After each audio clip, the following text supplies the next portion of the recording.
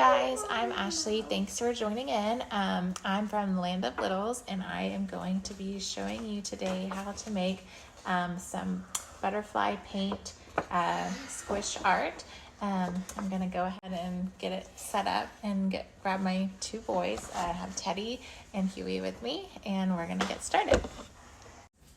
So the first thing that we're going to do, or that we did do, was to just take a piece of paper, and I folded it in half so it would be just have a crease down the middle, and then I traced half of a butterfly onto one side. You could freehand this, but I'm not quite that artistic, so I just went ahead and used a template. Okay guys, so what you're going to do is now that you have your butterfly stenciled out, half of it on one side, you're just gonna get to work painting this side that I've outlined here, okay? Right.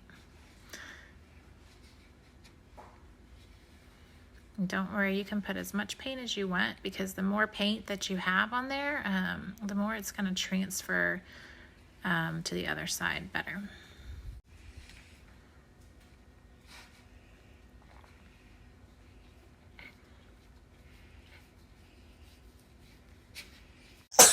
Okay, so once you have one side of it painted, you will just fold it over. Do you want to help me do that? Mommy, do another one. You're going to smush it down.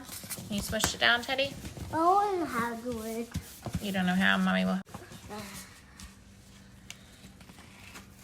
Mine didn't turn out that big. Mine didn't turn out that All right. No, it looks good. Okay, you want to keep going? And then if you want, you can always add some more. Yeah, you can make another one. Okay, so that was Teddy's. We added a little bit more paint and folded it over again. And this one is Huey's. So I really love all the colors you guys got. Can I make another one? Sure. Hey, Mommy, fold it down.